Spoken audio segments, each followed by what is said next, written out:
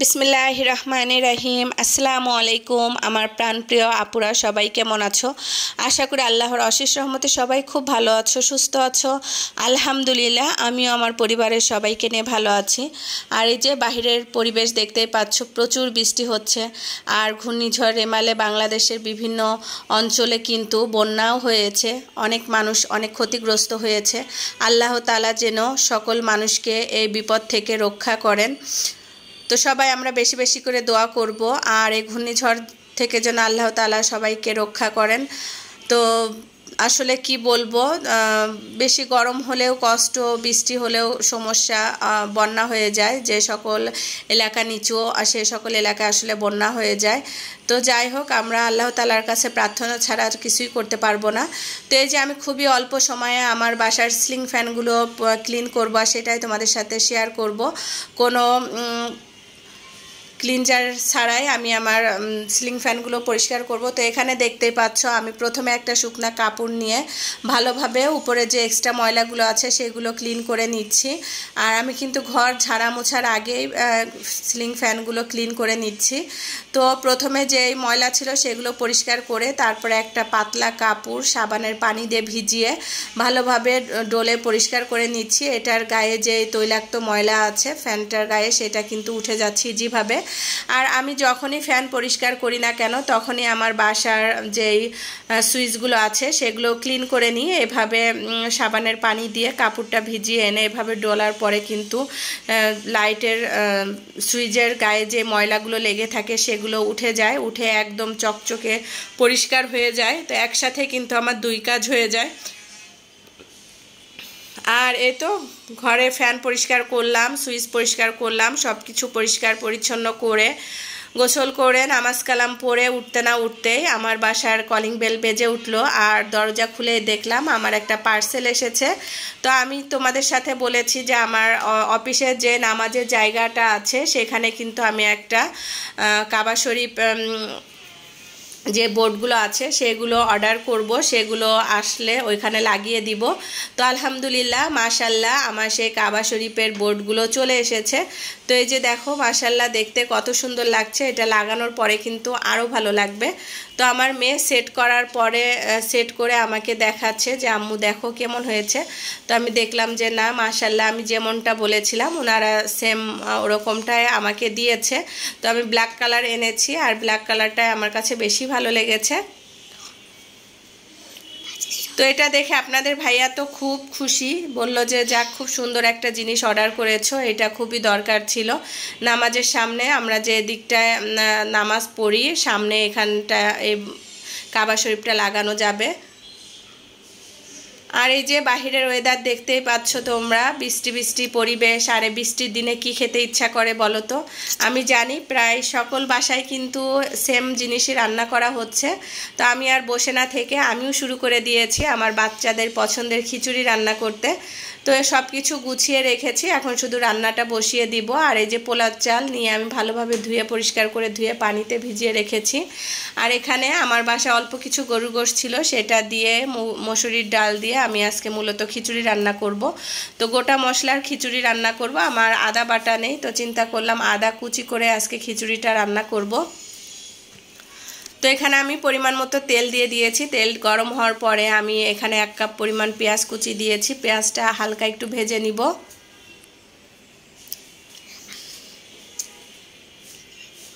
আর এখানে কিছু গোটা গরম মশলা দিয়ে আমি হালকা একটু ভেজে নিচ্ছি। তো এলাচ, দারচিনি, তেজপাতা দিয়ে ভেজে নিচ্ছি, তাহলে খুব সুন্দর একটা ফ্লেভার আসবে, আর খেতেও কিন্তু দারুণ লাগবে। তো কে কে বৃষ্টির দিনে খিচুড়ি রান্না করছো আমাকে অবশ্যই কমেন্টসে জানাবে। আমি তো জানি প্রায় বাসায় কিন্তু খিচুড়ি রান্না হচ্ছে, আর এই বৃষ্টির দিনে কিন্তু খিচুড়ি খেতে মশলা দিলে বেশ ভালোই লাগে। তো এখন আমি গরুর গোশগুলো দিয়ে দিলাম, দিয়ে এখানে আমি এই যে আদা কুচি করে রেখেছিলাম, আদা কুচিটাও দিয়ে এবার একটু ভালোভাবে নেড়ে চেড়ে নিব।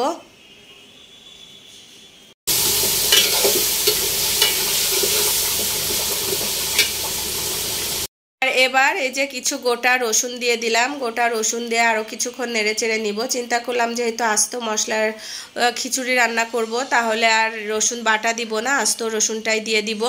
গোটা রসুন দিয়ে দিলাম, স্বাদ মতো লবণ দিয়ে দিব। লবণ দেওয়ার পরে এখানে এক এক করে শুকনা যে মশলাগুলো ছিল সেগুলো অ্যাড করব। এখানে দিয়ে দিলাম পরিমাণ মতো মরিচ পাউডার, দিয়ে দিব হলুদ পাউডার, ধনে পাউডার, জিরা পাউডার।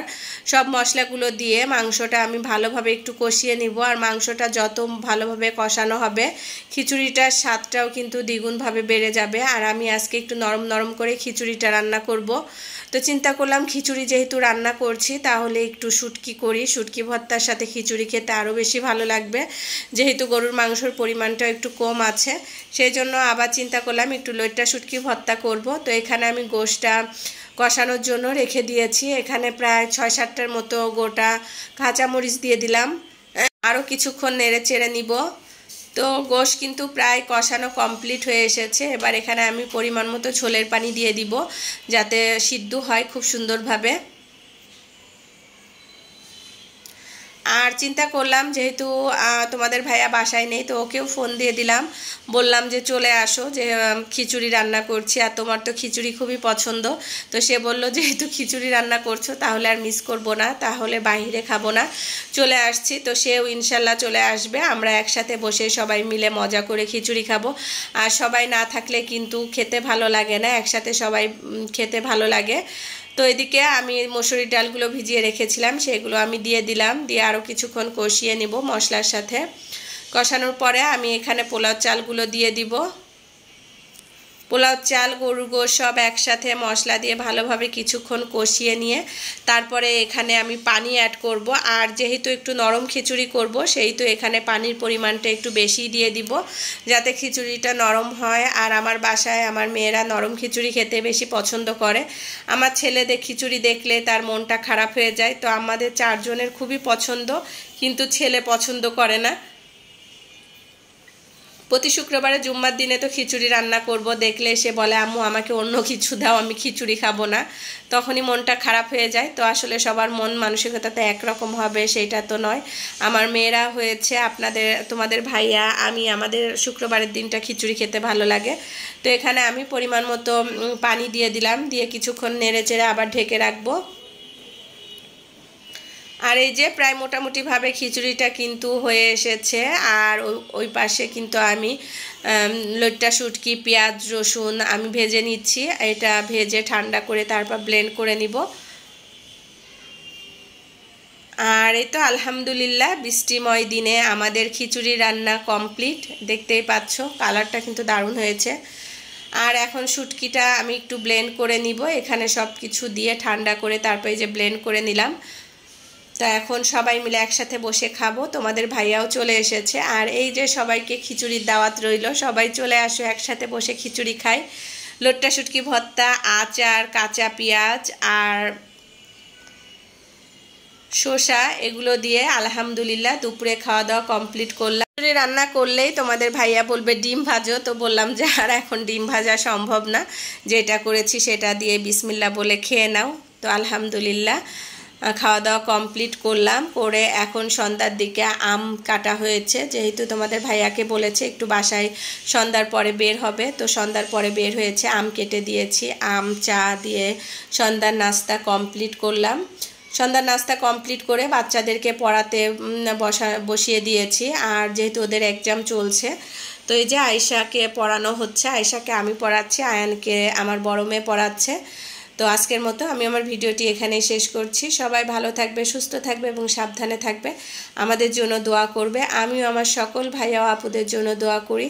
আল্লাহ হাফেজ, আসসালামু আলাইকুম।